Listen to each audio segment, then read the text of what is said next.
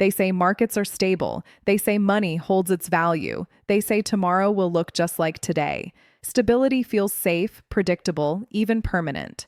But what if stability itself is an illusion? Behind it lies a brutal pattern: crisis, collapse, and control reborn. I'm Asya Semánova, and today's episode is called The Illusion of Stability. Let's get into it.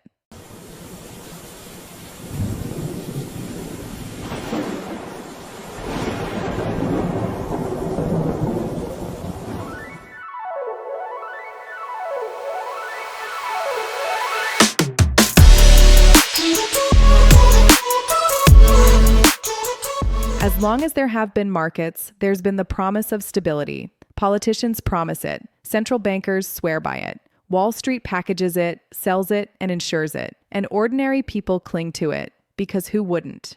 Central banks were sold as the guardians of order, the keepers of balance. Every interest rate, every inflation target, fine-tuned to give the illusion of control. The public was told, trust the system, and prosperity would follow. For a time, it worked well. The illusion of stability held and life felt good. Stability was always sold as permanent, but cracks appeared again and again. Each crisis revealed how fragile the system really was, how much it depends on intervention, not balance.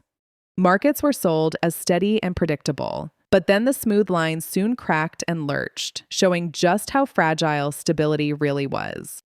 Every crash brought another hidden rescue. Invisible hands pulled the strings again, propping up markets and staging stability like a puppet show.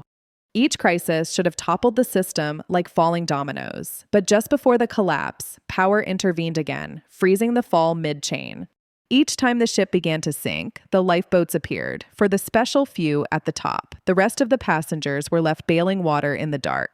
The pillars of finance looked completely unshakable, but hairline fractures spread, each crisis carving ever deeper cracks into the weakened foundation.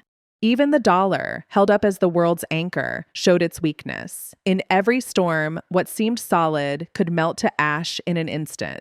Behind the flashing tickers and endless noise, trading floors emptied. Stability wasn't natural at all. It was managed, fragile, and temporary. By now, the cracks weren't just surface flaws. They were signs of a deeper weakness, and the cost of holding it all together would only grow heavier. By now, stability wasn't free. It carried a price, and as always, the cost didn't fall on those who built the system. It fell on the rest of us.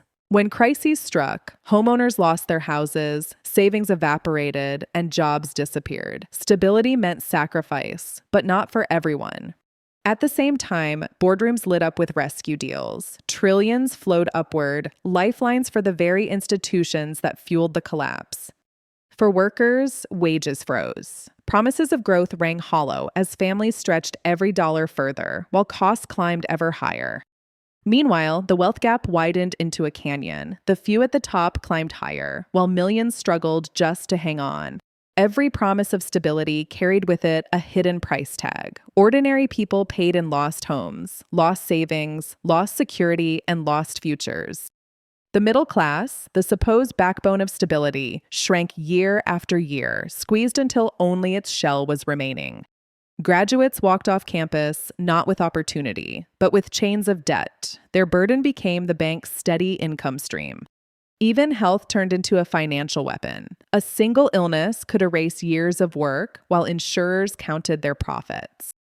Parents passed the burden to children, with each generation starting deeper in the hole. Stability was mortgaged to the future. The illusion of stability was never free. It was bought with bailouts, foreclosures, and broken promises. And the bill was always sent to the same address: yours. Every system needs its guardians, people who present themselves as experts, keepers of order. In finance, they've become something closer to a priesthood.